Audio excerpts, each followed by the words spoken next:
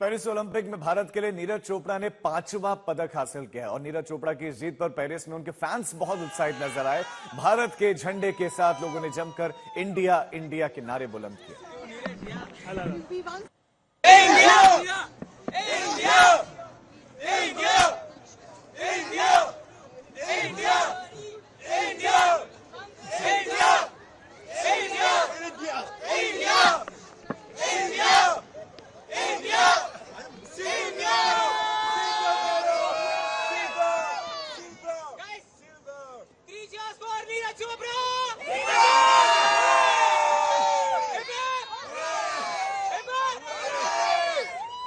बहुत खुशी हो रही है।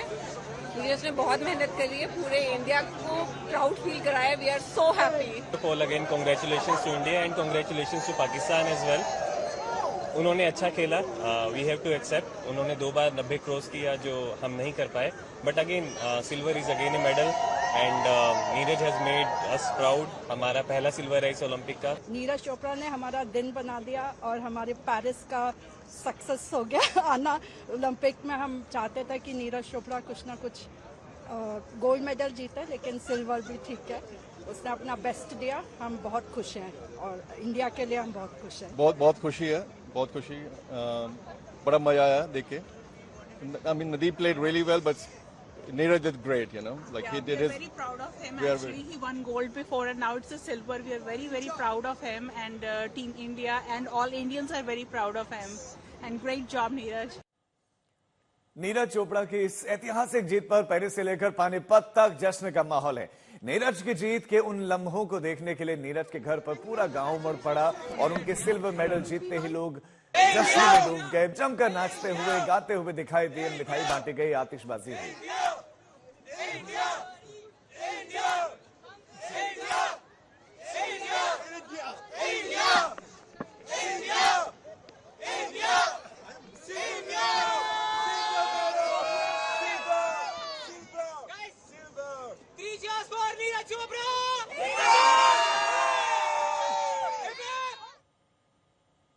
तो पेरिस से लेकर पानीपत तक आपने तस्वीरें देखी कि जमकर जो फैंस है वो जश्न मनाते हुए दिखाई दिए।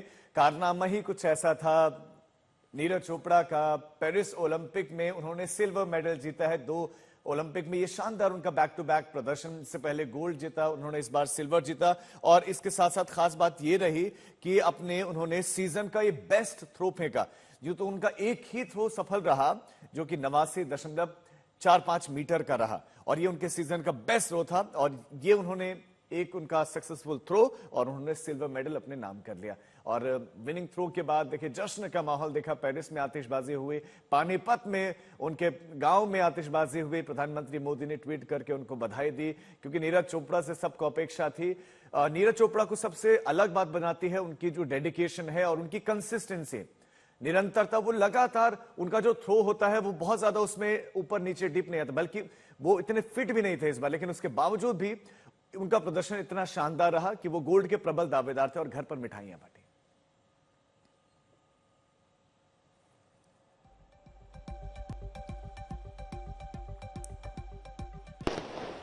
ये देखिए घर की जो महिलाएं थी और गांव की जो महिलाएं थी वो सब पहुंचे हुए थे और फिर एक दूसरे को सबने मिठाइयां खिलाई और आतिशबाजी की आवाज आप सुन सकते हैं। पटाखे फूट रहे थे, आतिशबाजी हो रही थी क्योंकि नीरज चोपड़ा का ये बहुत बड़ा कारनामा, ओलंपिक जैसे जगह में आपको सिल्वर मेडल मिले, ये बहुत बड़ी बात है। टोक्यो में आपने गोल्ड जीता था और उसके बाद आपने सिल्वर जीता है, बहुत बहुत मुश्किल होता है, यकीन मानिए बहुत मुश्किल होता है। और नीरज चोपड़ा ने ये मेडल जीतकर एक बार फिर पानीपत का, देश का नाम रोशन किया है और ये आतिशबाजी इसके बाद स्वाभाविक थी। परिवार को उम्मीद थी, ये आतिशबाजी इस बात का प्रमाण है कि परिवार को पूरी उम्मीद थी कि नीरज बहुत अच्छा करेंगे।